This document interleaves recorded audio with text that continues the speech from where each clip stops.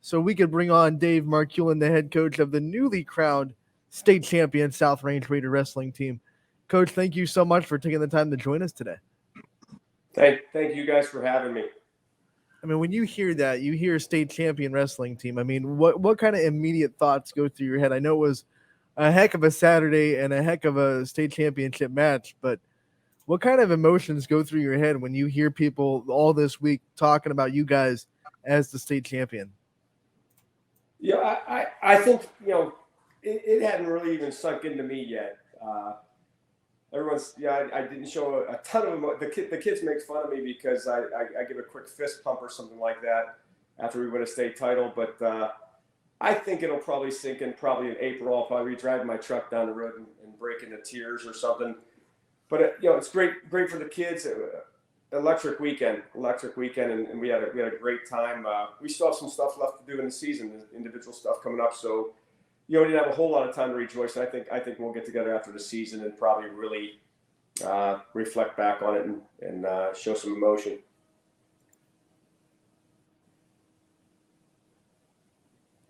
Gary, I think you're muted. What's that, Gary? Sorry about that. Rookie mistake. I had my mute on. You said you're the second coach South Range history to win a state championship. I believe the first was in baseball. And South Range, in the grand scheme of things, is a newer program compared to some programs that have been around 50, 60, 70 years. How's the community embrace the sport? And do you see that community now seeing South Range as a wrestling school? Well, the welcome back party was unbelievable. The parking lot was full of people, and there's people there that weren't what I would even consider wrestling fans that probably don't know a whole lot even about the sport. So our community, certainly stood behind us. Our school, 100% support, and we want to continue the tradition. We worked hard in the last. Our program's 22 years old, and we want to. We worked very hard to get to this level. I think now the hard part is trying to maintain that level. So they've certainly. All of our wrestlers consider our school a wrestling school. Yeah, and then you come back, yesterday, and you guys get one of the biggest crowds that South Range has had all year for any sport. I mean, I think last night was really the community's way of telling you how much the excitement they have for this wrestling team after the state championship. Talk about the atmosphere last night.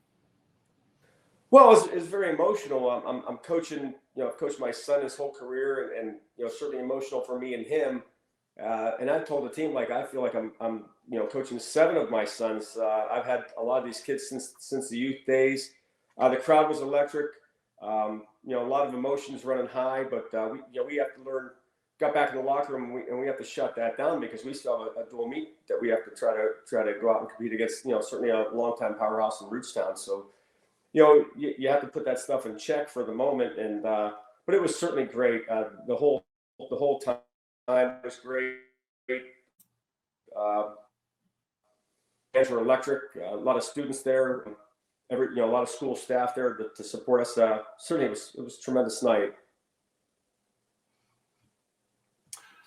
Coach, I watched all 3 matches, and just from a coaching standpoint, we were talking before we got on. How about you explain a little about the strategy that goes into a dual match with a wrestling head coach?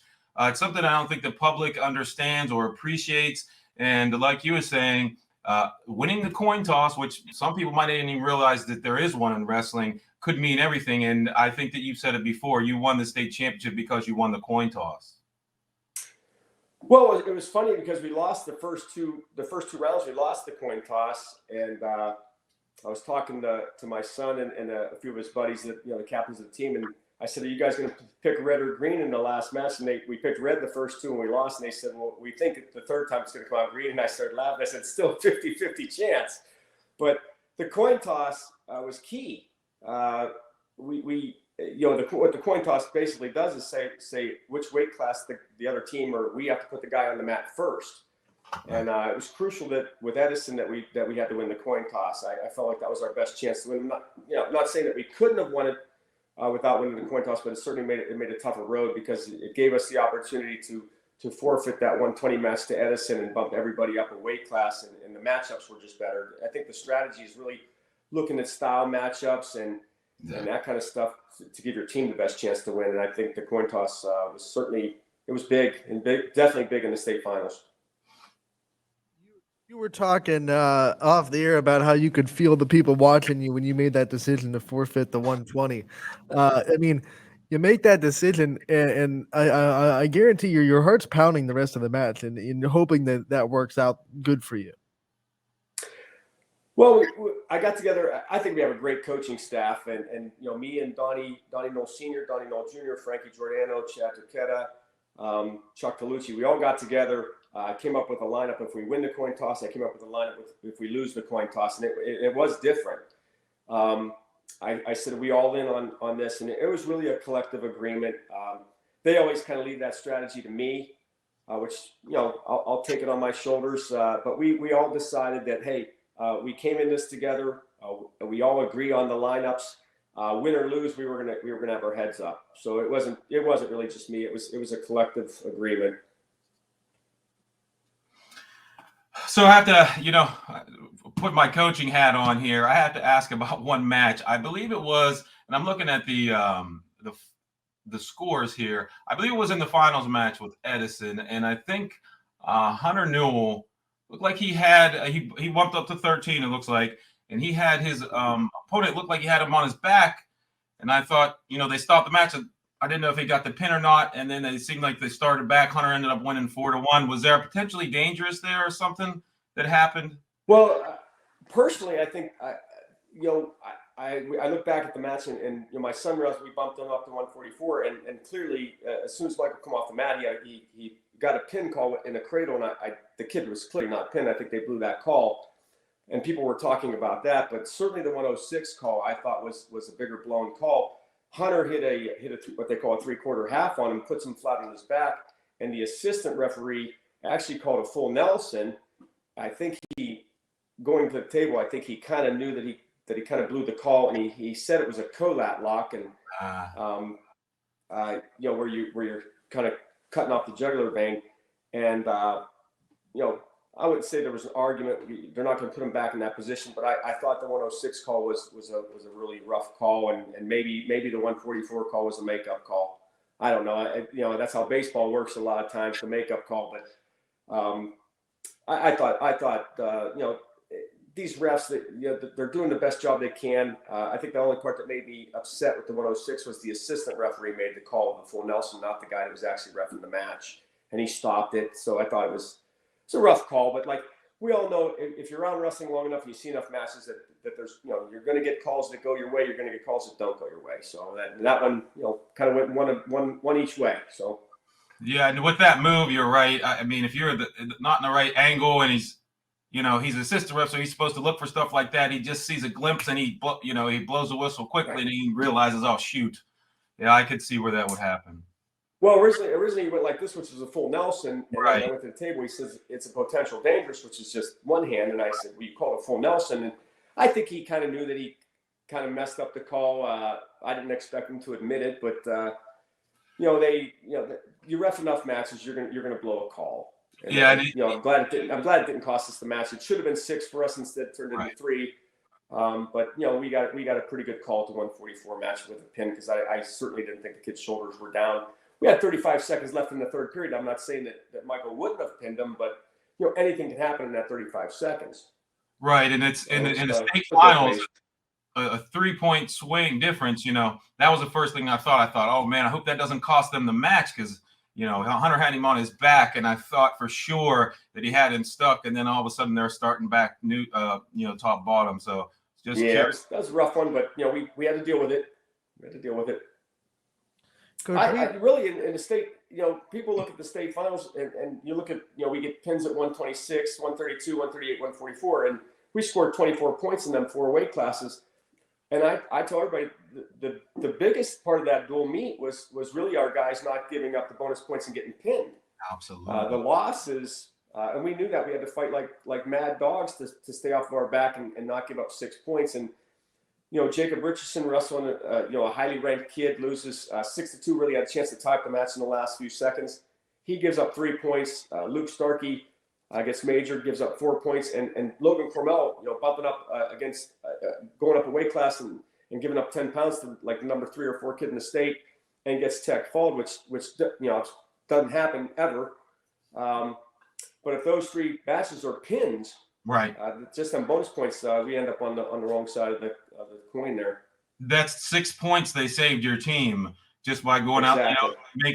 It makes such a huge difference in a duel by not getting pinned and getting as close to match as you can. That's great. And those kind of guys are unsung heroes for duels that people in the regular public doesn't realize that.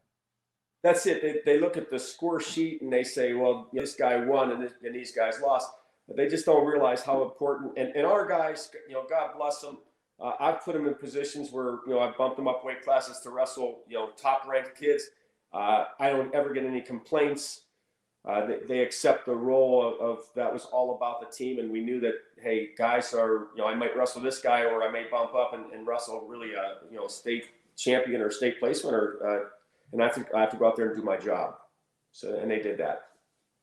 Coach, we've praised your program throughout this whole season on this segment, and one of the reasons why it's so good is that you guys really feed the numbers especially for a smaller school. Talk about your strategy of building the youth program at South Range and how you're consistently feeding the numbers and getting the numbers up at South Range Wrestling, so you're able to do things like you did Saturday. Well, I personally joined the youth program. I think it was its second year in existence, 21 years ago. And we certainly didn't invent the wheel. I had a lot of Fitch guys where I graduated from. When I look back at it, Richard Donity did it at Austintown Youth, built the youth program. Certainly Derek Fletcher and David Crawford did it at Canfield, Johnny McComas at Beaver Local, and the history that a program like West Branch has had for forever.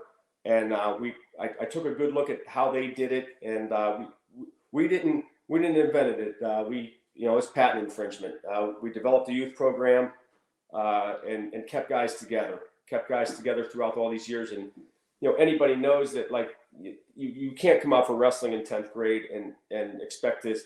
I'm not saying it's impossible, but boy, the odds are against you. You're wrestling guys that have been wrestling for 10, 12 years. So we didn't invent it. We copied it, but certainly those guys are, there's a lot of pieces to that state title trophy that we have on our shelf that certainly there's pieces of that belong to other people as well. As far as the teams we wrestle that make us better, Rootstown, it's a bitter rivalry, but there's a little piece of that trophy that we certainly got that they've helped us get that. And I always commend Richard Donity and what he did at Austintown, and certainly Fletcher and Crawford, what they did at Canfield when we copied that program, and it's worked for us. So my next question, especially as a coach, where do you go from here?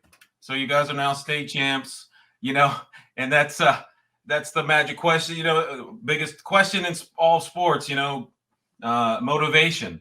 How are you going to keep your kids motivated, not rest on, we were state champs, but we've got another tournament coming up here, and then from the future to build on that. How are you mentally going to approach keeping your kids the fire in their bellies?